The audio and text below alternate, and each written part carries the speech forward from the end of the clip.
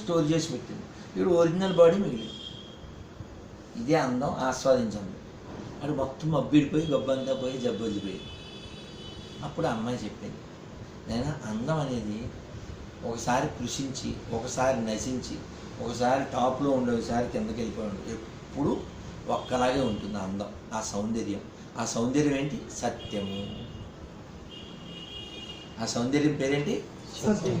ఈ సత్యం గురించి అన్నమాచార్యులు వారు చెప్తారు. ఏమని? సత్యము సత్యము సకల సురలలో నిత్యుడు శ్రీహరి నిర్మలుడు. ప్రత్యక్షమిదే ప్రాణుల లోపల, ప్రత్యక్షమిదే ప్రాణుల లోపల, అత్యంతము శరణనరోయితని. ప్రత్యక్షమిదే ప్రాణుల లోపల, అత్యంతము శరణనరోయితని. గోవిందాది నామోచ్చారణ కొల్లలు దొరకెను మనకిప్పుడు. ఆవల నీవల నోరగుమ్మలుగా ఆడుదమీతని పాడుదము.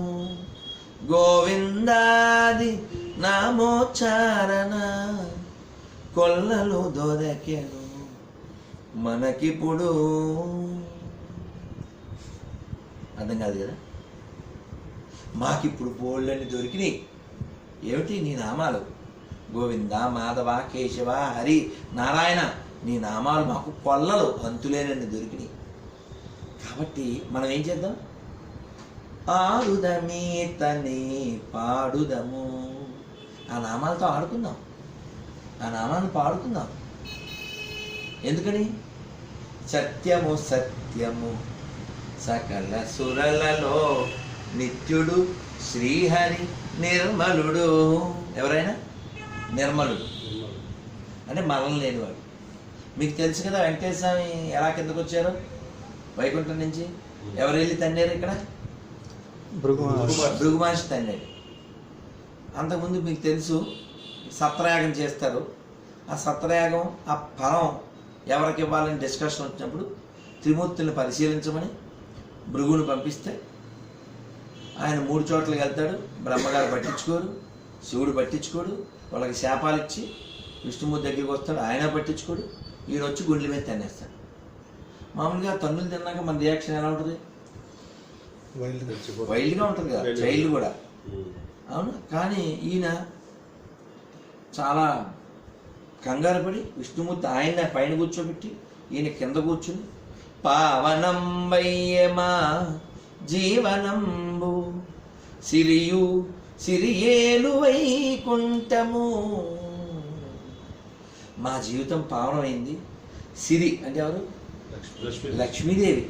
లక్ష్మీదేవి ఏలేటువంటి వైకుంఠం కూడా పవిత్రమైంది స్వామి అంటాడు. ఆవిడ కొళ్ళు మండిపోతాడు. నేను కూర్చునే ప్లేస్లో తన్నితే మళ్ళీ వాడిని దండడం మానేసి కాలుపి చూస్తున్నాడు ఈయనని ఆవిడకి మండుద్ది. ఆవిడ వెళ్ళిపోద్ది. ఈయన బతిమాలుతాడు. ఉండదు, తెలుసు కదా. చిన్ని పాపడు, చిన్ని పాపడు గుండెల మీద తంతే తల్లి బాధపడదు కదా, మన బిడ్డ కదా అని చెప్తాడు. ఆవిడ వినదు. మరి ఇది జరగాలిగా. మరి కలియుగంలో మనం ఉద్ధరింపబడాలంటే స్వామివారి వైకుంఠం నుంచి రావాలి. తిరుమల ఏదైతే ఉందో అది మామూలు కాదు. అది అర్థమైందా? అది క్రీడాచలము అంటారు. అంటే ఇంకా మీకు ఇంగ్లీష్లో చెప్తే స్వామివారి పార్క్. స్వామివారి పార్క్ గోకుల్ ఆ సెల్ చూడు ఇలా ఇచ్చే స్వామివారి పార్క్. అది ఎత్తి ఎవరన్నా లోకల్లో అయితే రమ్మని. స్వామివారి పార్క్ అది క్రీడాద్రి అంటారు.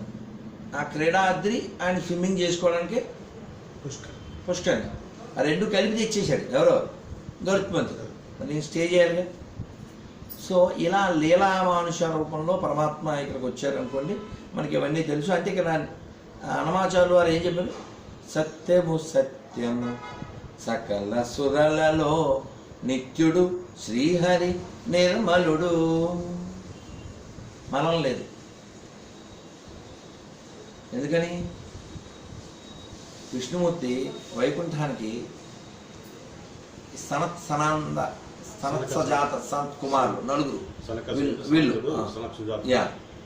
ఈ నలుగురు వచ్చినప్పుడు అది గొడవ అవుతుంది. జేవీజీలు శాపం ఇస్తారు వాళ్ళు, అదంతా అవుతుంది కదా. అప్పుడు ఏంటి అలికిడని స్వామి బయటకు వచ్చి వాళ్ళతో చెప్తాడు. ఏమని చెప్తాడంటే, నా సేవకులు మీ పట్ల చేసిన అపరాధానికి నన్ను మన్నించండి. నా భక్తుల సేవకి నా బాహువులు అడ్డం వచ్చినా నేను నరుక్కుంటాను. ఎవరు? ఇది కదా దేవుడు అంటే. నా భక్తుల సేవలో నా బాహువులు అడ్డం వస్తే నరుక్కుంటాను నేను. ఇది కదా దేవుడు అంటే. అంతేగాని నన్ను పూజించని ఎలా మీ పిల్లల మాంసం మీతో తినిపించదు. గాడ్ ఎలా అవుతుంది సార్? అది ఎత్తకూడదు, కానీ కంపేరింగ్ ఉండాలిగా. కంపుకేను ఇంటికి తేడా తెలియాలి. అందుకని పెట్టకు ఇలా ఎవరు అడ్రస్ చెప్పావు. మరి అలా నిర్మల అంటే మనం లేనివాడు.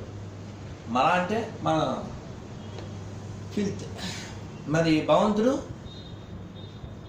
తనని విమర్శించిన వాళ్ళని, తనని తన్నిన వాళ్ళని, తనను చంపడానికి వచ్చిన వాళ్ళని, తనకు విషం ఇవ్వడానికి వచ్చిన వాళ్ళని, తనని సదా దూషించిన వాళ్ళని అందరినీ ఒకలాగే చూశాడు. పూజించిన వాళ్ళే కాదు. అందుకే చెప్తాడు భగవద్గీతలో, సమోహం సర్వభూతేషు. అది వేరు, అది పండితుడు. ఆ పాండిత్యం అది. నేను చెప్పే కృష్ణుడి గురించి. సమోహం సర్వభూతేషు, నాకు అందరూ ఒకటే. అందరూ ఒకటే. చిన్న ప్రాణి కానీ పెద్ద ప్రాణి కానీ. ఇంకో దౌర్భాగ్యం ఏంటంటే, మన గ్రంథాల్లో మాత్రమే భూతము అంటారు. భూతం అంటే జీవి, ప్రాణి. అన్ని ప్రాణుల్లోనూ దేవుడు ఉన్నాడు అంటాం మనం. అన్ని ప్రాణుల్లో. మిగిలిన మతాల్లో మనిషి ఒక్కడే వాల్యుబుల్. కానీ ఒక్కసారి సైంటిఫిక్గా చూడండి, లేదు మరోలా చూడండి, మనిషి వలన డ్యామేజ్ తప్ప ఏం ఉపకారం ఉండదు. ఓజోన్ పొర ఎవరి వలన పడించిండు? మనిషి. వాటర్ కాలుష్యం ఎవరి వలన? గాలి కాలుష్యం ఎవరి వలన? అవునా? సో మనిషి వలన పెద్ద ఉపకారం లేదు, అపకారం తప్ప.